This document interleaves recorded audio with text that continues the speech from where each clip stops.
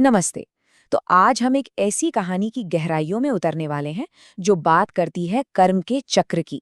एक ऐसा पहिया जिससे कहते हैं कोई नहीं बच सकता। चलिए मिलकर देखते हैं कि इस कहानी का ताना बाना कैसे बुना गया है और कैसे अतीत में की गई ये गलती वर्तमान का सबसे भयानक सच बनकर सामने खड़ी हो जाती है। कहानी की शुरुआत ही देखिए कितनी दमदार पंक्ति से होती है, जो शुरू से ये माहौल सेट कर देती है कि यहाँ किस्मत से कोई नहीं जीत सकता। ये लाइन हमें एक तरह से याद दिलाती है कि कर्म अपना हिसाब तो बराबर करता ही है, चाहे उसमें कितना ही वक्त क्यों न लग जाए। तो चलिए कहानी के पहले हिस्से में चलते हैं। यहाँ हमारी मुलाकात होती है एक बहुत ही शक्तिशाली आध्यात्मिक गुरु से, जिसकी शक्ति को कोई चुनौती नहीं दे सकता, या शायद ऐसा लगता है। लेकिन फिर एक ऐसी रहस्यमयी घटना होती है जो उसके पूरे वजूद को, उसकी पूरी शक्ति को हिला कर रख देती है। कहानी की शुरुआत में हम देखते हैं कि ये साधु अपनी शक्तियों के चरम पर हैं। वो एक सुनसान शमशान में बैठा है, आंखें बंद हैं और उसके होंठ लगातार बहुत शक्तिशाली मंत्रों का जाप कर रहे हैं। देखकर ऐसा लगता है मानो आसपास की हर चीज, हर शक्ति उसके काबू में है। और बस यहीं पे आता है कहानी का पहला और सबसे बड़ा ट्विस्ट। वो अनुष्ठान जिस पर साधु का पूरा कंट्रोल था, अचानक फेल हो जाता है। सोचिए, शक्तिशाली मंत्र गूंज रहे हैं और बीच में ही आग फुस बुझ जाती है और उसकी जगह ले लेता है एक ऐसा सन्नाटा जो किसी भी आवाज से ज्यादा डरावना है।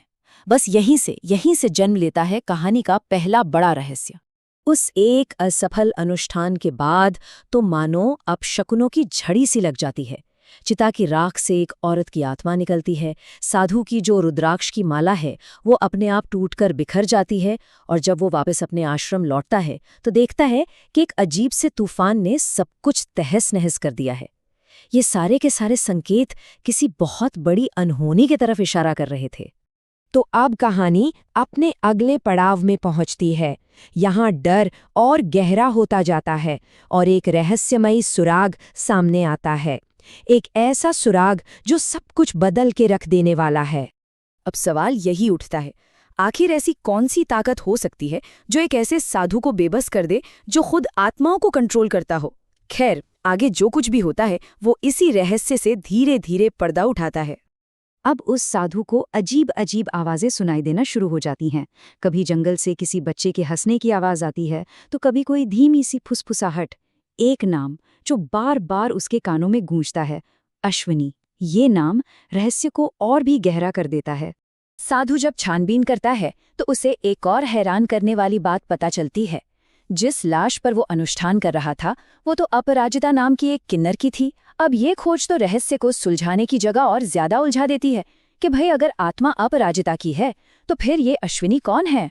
जो भी शक्ति उसके खिलाफ काम कर रही है वो इतनी ताकतवर है कि साधु की अपनी आध्यात्मिक पावर भी अब जवाब देने लगी है। एक वक्त तो ऐसा आता है जब उसका दिमाग एकदम खाली हो जाता है। वो अपने सबसे जरूरी और पवित्र मंत्र तक भूल जाता है। मतलब ये उसके बाहरी नहीं बल्कि अंदरूनी तौर पर टूटने का सबसे बड़ा इशारा था। और अब हम आते हैं कहानी के उस हिस्से पर जो पूरी कहानी को एक बिल्कुल नया मोड़ दे देगा। एक ऐसा चौंकाने वाला फ्लैशबैक जो साधु के काले अतीत का पर्दाफाश कर देगा। अच्छा, आगे बढ़ने से पहले किन्नर समुदाय के सांस्कृतिक महत्व को समझना बहुत जरूरी है। उन्हें समाज में एक खास आध्यात्मिक जगह मिली हुई है और ये माना जाता है कि उनका दिया हुआ आशीर्वाद या श्राप कभी खाली नहीं जाता।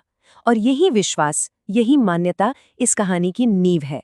तो अब वो भयानक सच सामने आता है जो सब कुछ पलट कर रख देता है। सालों पहले अश्विनी नाम की एक युवा किन्नर थी जो गांव वालों को अंधविश्वास से दूर रहने की सीख देती थी। लेकिन उसका ये बढ़ता हुआ असर इसी साधु को बिल्कुल पसंद नहीं आया। उसने गुस्से में आकर उसे डायन घोषित कर दिया और भीड़ को भड़काकर उसे जिंदा जलवा दिया था। अश्विनी की इतनी क्रूर मौत के बाद किन्नर समुदाय ने उस साधु को और पूरे गांव को एक भयानक श्राप दिया। और ये कोई मामूली श्राप नहीं था, ये उस कर्म के चक्र की शुरुआत थी जिसका फल अब इस साधु को भुगतना ही था। अब कहानी अपने क्लाइमैक्स पर पहुंचती है, जहां अतीत में बोए गए बीजों का फल वर्तमान में एक बहुत ही हिंसक रूप में सामने आता है। और फिर वो श्राप सच हो जाता है। गांव में उत्सव चल रहा होता है और उसी के बीच एक जबरदस्त धमाका होता है और देखते ही देखते सब कुछ आग की लपटों में घिर जाता है। और ये वही आग थी जिसमें सालों पहले अश्विनी को जलाया गया था। कर्म का चक्र अब पूरा हो रहा था। देखिए, ये कर्म का पूरा चक्र कितना साफ है। पहला कदम, साधु का जुर्म, एक बेकसूर अश्विनी को जलाना। दूसरा, श्राप जो उसे किन्नर समुदाय से मिला। तीसरा, इस सब की रचना करने वाली अपराजिता की आत्मा जिसने बदला लेने का पूरा प्लान बनाया। और आखिर में प्रतिशोध, साधु को ठीक उसी जगह पर जलाकर बदला पूरा किया गया। कर्म का बिल्कुल सटीक और भयानक बदला। कहानी के अंत में साधु का सामना होता है अपराजिता की आत्मा से। उसकी सारी ताकत, उसका सारा घमंड सब खाक हो चुका है। वो घुटनों पर गिरकर उसी रहम की भीख मांगता है जो उसने कभी अश्विनी को नहीं दी थी। ताकत का ये पूरा खेल पलट जाना सच में बहुत डरावना है। और हम इस कहानी के विश्लेषण को इसी सवाल पर छोड़ते हैं, जो कुछ भी हुआ, क्या वो कर्म का न्याय था या फिर सिर्फ एक आत्मा का बदला? न्याय और बदले के बीच की ये जो महीन सी लकीर है, इस पर सोचिएगा जरूर।